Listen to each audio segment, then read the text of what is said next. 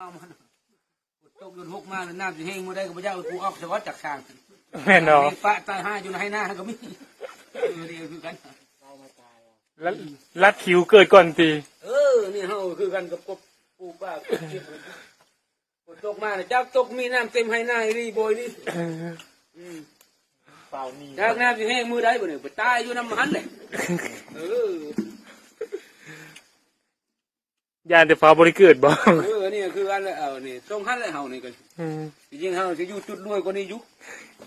ลูกแจ็คลูกแก้วพุ่นเฮาเลยกล้าโคตรจะตกอยู่ประเทศแอฟริกาดีบ่ตกอยู่อูกันดาบ่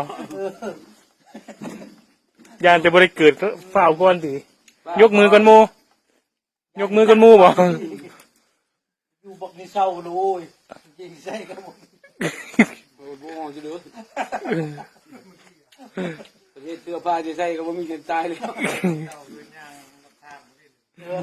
ยังไม่เศร้าเลยบ่ไม่ได้ใส่กางเกงไม่ได้ใส่เสื้อผ้าเลยเอาดิบ่มือเศร้าดิมือเศร้านี่โอ้มานำทางใหญ่ถนนใหญ่นะแม่นบ่ในชีวิตเขามีความสุขเด้โอ้ว่ามันวันนี้ว่าซุ่มก็จะไปรักปลาบ่โอ้คนแก่เสื้อผ้าใส่ได้กี่จับปลาบ่วะเข้าทีในมันเข้า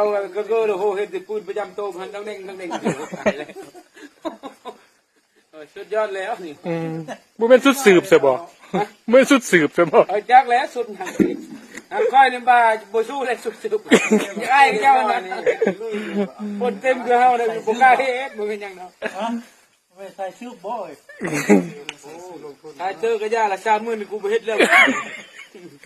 ยายนั่งอยู่ในศาลาแต่เราบ่ปู้บ่เลยนั่งท่ารถผู้เฒ่ามึงว่าซอยซื้อมาให้มึงมื้อนี้30,000มึงย่างกินฮอดเมื่อบ้านกูเด้อโหดเศร้าดูเดี๋ยวไอ้ก็ยาวดื้อเฮาบ่เป็นว่าหันคนบ่ได้ว่าเป็นพิบาลนี่แหละของยังเมื่อก็เจ้าไปว่าโอ้จากผัวพายว่าเมียได้ยินบ่โตยาบ้ารถใหญ่บ่มันต้องแต่งให้มันดูดีเลยได้เอาตำรวจต้องขลัดบ่ได้ลายเลยได้นี่ไอ้ชุมนึงไปขายไอติมนึงมันใครอยู่ชุมไปขายไอติมไปดังนี่มันเป็นหน่วยเพื่อหน่วยมันแล้วแต่สิแปลงกระเดาหันงวยเตอร์ก็ยากค่อยเบาเดี๋ยวจะทอดจะปืนไปส่งได้มีโนมันผลึกโผยังไงไปวิ่งขาดโทษเนี่ยเนาะไม่ยังเหรอที่นั่นเราช่วงนี้เราก็จะไปหาเห็ดเพาะสุดซื้อผ้าก็จะฝันก็จะไปหาเห็ดเลยก็จะเห็ดน้ำปลาน้ำโค้กอะไร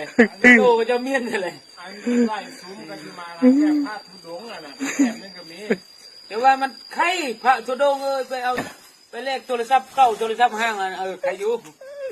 โค้กรัดซื้อมาเห็ดใส่ชื่อเป็นมีแล้วเงี้ยเราช่วงนี้ก็จะไปหาเห็ดเพาะอะไรเป็นยังยัดทึบเมฆเจ้าเราว่าพี่บ้าดีเลยก็จะเท่งจ้าใส่ชื่อกูน้อยก็ใส่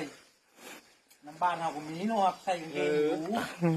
คนไปหาเห็ดเพาะเห็ดยังก็จะว่าพี่บ้าเลยโยจะกระลำติ๊กเลยจะไปแล้วว่าตำรวจไปเป็นกลายว่าเป็นใส่สืบใส่ชังเลยหมอตุ่มกาแฟบ้านนี้ยายเนาะทำเจ้าอยู่ใส่บ้านทะเลบางวันก่อนบอกโอ้ลูกเอ้ยว่าสิบจะเฮ็ดเจ้าจะเฮ็ดเสื่องชื่อเธอจะฆ่าแม่เถอะจะไปหาเฮ็ดอยู่ดอนใดเถอะแม่ว่าเราจะใส่หม้อก่อนมันจะเสื่องให้มันเสื่องโลดสุขาโอ้คุยกันได้ในหันก็จะบุคาดอกคุยกันในนั้นใดอยากใบก็ไป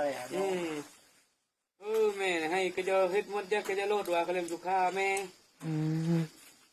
ยังไม่ได้ขึ้นในหันบัดพอยดีก็ได้เราก็จะสู้อยู่เพราะว่าเขาจะสิขาเนี่ยนะมีทั้งซ้อนนะ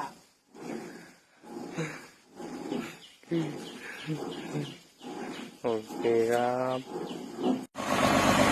วันนี้ดูช่างเจาะบ่อบาดาลที่สวนนะครับวันนี้ให้ช่างมาเจาะบ่อบาดาลเอาน้ำมาใช้นะครับโดยการติดโซลาร์เซลล์เพราะว่าตอนนี้เราไม่มีน้ำใช้เราต้องจ้างช่างมาเจาะบาดาลนะครับทีมงานช่างบ่อบาดาลครับผม อนนี้กำลังเจาะไปเรื่อยๆครับผม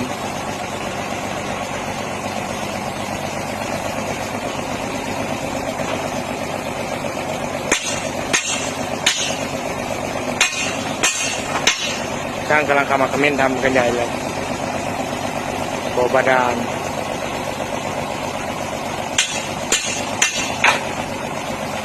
สนใจติดต่อได้ที่ทีมช่างอำเภอกุสุมานครับตอนนี้ในหัวเราก็พอใจก็จะได้ใช้น้ำแล้วครับ อุปสรรคคือเจาะเจอชั้นหินนะครับเลยต้องหาวิธีเอาเสียมเล็กหรือเปล่าช่างบอกเจาะให้ทะลุแผ่นชั้นหินไปก่อนครับ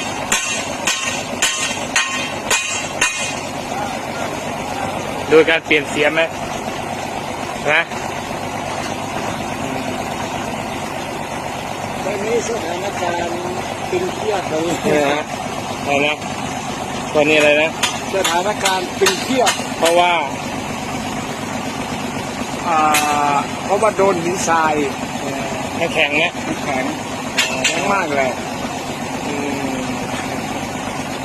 ช่างโกนหัวเลยใช่ไหม ถึงขั้นไม่ปวด